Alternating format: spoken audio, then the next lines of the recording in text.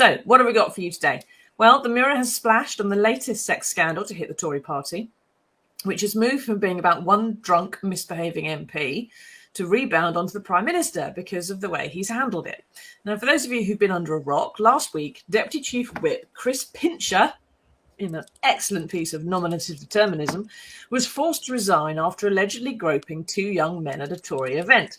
And number 10 let it be known soon after that this was doing the decent thing, and Boris considered the matter now closed with no need to suspend the whip or any further disciplinary action. Cue outrage from many, including in his own party, and over the weekend a very brutal set of papers revealed, I think it was 13 previous incidents dating back for a decade. Now, these are all just allegations at this stage, but Dan, this seems to have turned from an issue about one MP being sort of yet another party-wide rebellion at the Prime Minister's own morality or the way he decides these things. Do we know how much worse this is going to get? Well, in terms of how much worse it gets, in terms of allegations against Chris Pincher, of course, I wouldn't want to speculate on that. But in terms of how much it gets worse for Boris Johnson, that could be a big problem for him, because the key to this is 24 hours between kind of 8 o'clock on Thursday night, when one of our rival papers broke the story of Chris Pincher resigning and what had happened on Wednesday, or allegedly happened. And then eventually on Friday evening, when the Tory whips finally decided to withdraw the whip from him. And in between, you had all these anonymous briefings from number 10 kind of saying, go easy on the guy. It's a tough time for him. There's a lot of exposure for him. And, Boris Johnson has accepted his apology. It was the decent thing to do, to resign, and that's the end of it. And this is a kind of pattern with Boris Johnson's Downing Street. Again and again, it's kind of style it out, essentially hope that the issue resolves itself, or a cynic would say hope that the issue goes away, without the need for kind of the most drastic action. And then the pressure builds from within the party. There were a huge number of angry Tory MPs on Friday saying essentially that he has to go, that he has to be suspended while he's investigated. Now what's happened is we've had the briefing that we had on Friday from number 10 saying that the PM was not aware of any specific allegations against Chris Pincher when he gave him the job of Deputy Chief Whip, policing MPs' behaviour. And so just the general ones unpacking then? That. Well, this is just it, because it emerged over the weekend that the PM had joked, Pincher by name, Pincher by nature, kind of 2 years ago. And that very much hasn't been denied by number 10. So what you've got here is a situation where Boris Johnson seems to have known that there was something in the rumour mill, which there are about a lot of MPs, and it's sometimes not true, and decided to give him the job anyway. And what they're falling back on now is almost as if Downing Street is this kind of HR compliant, brilliant beacon of public sector employment for all these political cabinet jobs, saying, you can't refuse, it would be against, his rights almost to sort of refuse him a job on the basis of speculation. And that's just not how politics works. I mean, you get jobs on favours, on kind of on all sorts, and you can be denied jobs for all sorts of reasons too. So but it's being a safe pair of hands, and of course if you're eminently sackable for some reason to do with your private life, then you're not a very safe pair of hands. Now Herbie says, they say an eaten mess is a dish best served cold. Is that? And that's what Boris has delivered, a complete mess. It's time he got his just desserts. Now, get into the questions. Tell us what you think. Do you think that Boris has handled this well? Do you think Boris has been merely complying with the rules and not being too cruel to someone that he didn't know specifics about? Let us know. Mike says, the defence Johnson knew nothing specific doesn't cut it. If there was any rumour of anything dodgy, an appointment or promotion shouldn't happen until it's investigated thoroughly. Nothing specific is deliberately turning a blind eye to potential wrongdoing. That's part of the problem, Mike, very definitely. And now ministers are having to go out this morning and defend this, and all weekend. They're having a rather torrid time of it. And they're claiming, as you said, Dan, that it wouldn't have been fair to sack Pincher over unsubstantiated allegations, which is true. None of us would want to be sacked over things like that we hadn't been proven that we'd done. But they kind of skipped over the fact that he didn't have to be appointed twice to government jobs when those rumours about how sackable he might have been at some point in the future were circulating fairly widely in Westminster. But It's a fact, I think, Jan, unless I've got my timings wrong, that it was Theresa May who appointed him back in 2017. Then the first allegations were made public, and then he was so apparently cleared, or the allegations found to be unsubstantiated, and reappointed 2 months later under Theresa May.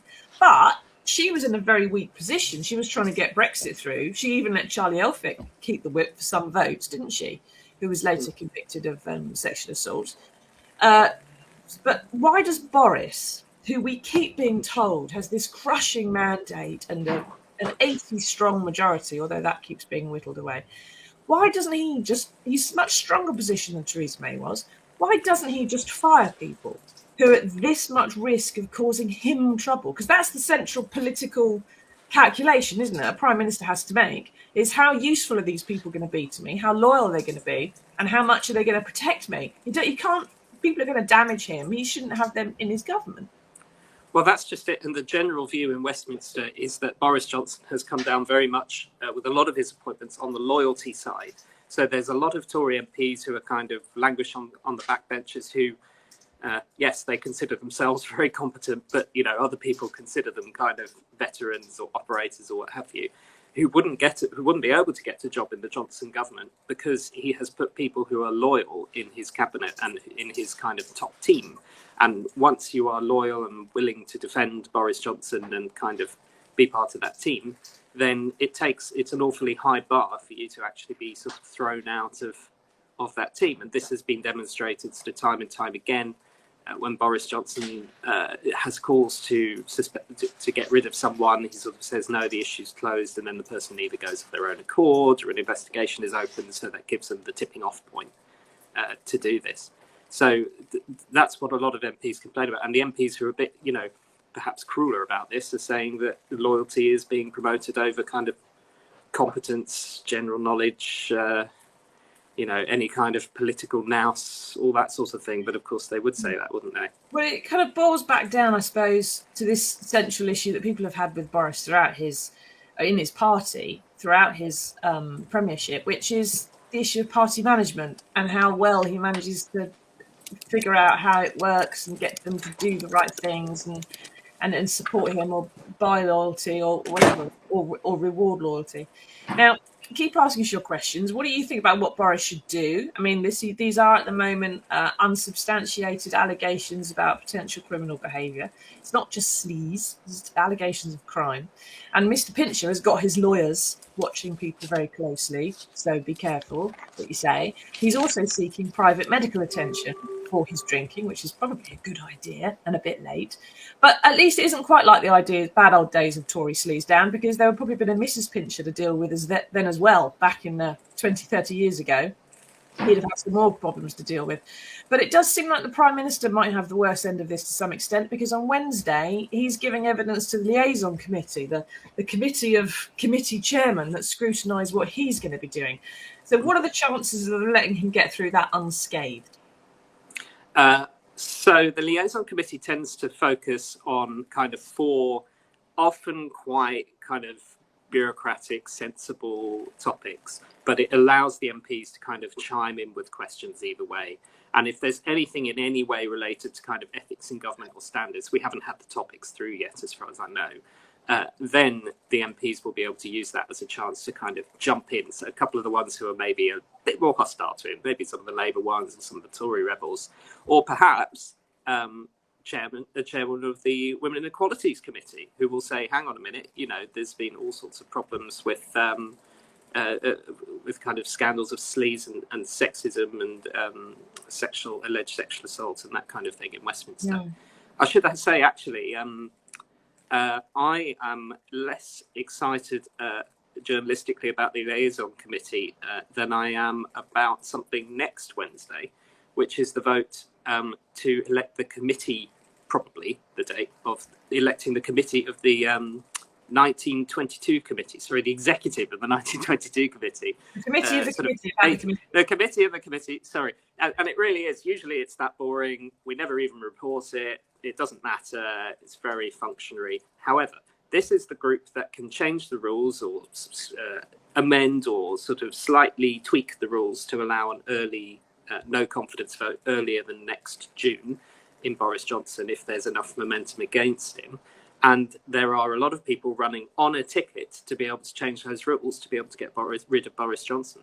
And there's been sort of rumours that the government is going to be putting up loyalists to try and counter them, but they're going to have a job on their hands, because if you have a government job, you're not allowed on the executive of the 1922 committee, and more than 120, 130 people have a government job, so they haven't got many loyal people left to choose from. So it's not going to have a big effect. You know, they're not going to elect the executive, have a vote the next day and get rid of Boris Johnson. You know, that's not how it works. But it's all about the sort of momentum, the sort of the ball of snow, whatever it is, middle of summer, you know, picking up speed and picking up momentum. You get the idea. The tumbleweed that's blowing through the Conservative Party, just getting bigger and bigger. Mike says, does appointment by loyalty over ability give Johnson a win-win? It means he's got built-in defenders in cabinet, plus the fact there's no decent potential successors in the frame. It denies people the opportunity to build a power base or get publicity for competent handling of their departments. It doesn't have so many potential successors, and therefore, you know, he gets to be a bit more, gets the credit himself. But I suppose the problem with that, Mike, is that, like you, Dan, is that what you've just said there, he's so busy rewarding loyalty that he's not able to spread the loyalists through the party system. So in terms of party management and keeping that under control, he doesn't have the one spare to do that at all. And then, of course, as well, it's like any other it's kind of the worst kind of positive discrimination. If the reason that you're recruiting people is because they are loyal, you're not recruiting them because they're competent and good at what they're doing necessarily. Well, speaking of loyalty, you know, everyone knows now that 42% or 41%, I haven't got the numbers in front of me, of his MPs voted against him in that confidence vote 1 month ago. And we did something quite interesting. We totaled up what all the MPs had declared publicly about how they'd voted. And what we found was that almost all of those, the number of those who'd said, yes, I voted for Boris Johnson, was almost the same as the number who actually did. And then if you took the very quite small number, maybe 50, who'd said, yeah, I voted against Boris Johnson, and the much larger number, about 100 or more, who didn't want to confirm either way how they'd voted, you got almost exactly the number who voted against him. So if you follow, there's a lot of MPs who kind of sat on the fence publicly, but by sheer process of elimination, the vast majority of them must have voted against Boris Johnson. And that is a kind of simmering problem in the background there, that these people weren't going over the top and attacking him in the media, but they all voted against him. And there were probably some ministers in that group as well. Exactly. People who didn't want to resign their government job necessarily, but nevertheless voted to get rid of the boss. More than one person might do in the world. Now, Leslie says, would this behaviour, presume you're talking about Chris Pincher's behaviour there, Leslie, would this behaviour be seen as a security risk? The very short answer to that is yes. Any MP that's just getting very drunk in Westminster is a potential target for foreign agents. If it's someone who is aware of secrets, whether that's about the party or the government, and this was a member of the government, then that causes huge problems. And then, of course, if he's engaged in sexual impropriety of some sort, there's a potential there for honey traps. So, I mean, if the Chinese and the Russians weren't flinging some people at him when he was in that kind of state, then they were missing a trick. So we'll have to, perhaps in Moscow and Beijing, they're kicking themselves now, wishing they'd gone for Pincher. Who knows? We'll have to find out, won't we, in the fullness of time. I dare say this is going to drag on a bit longer now.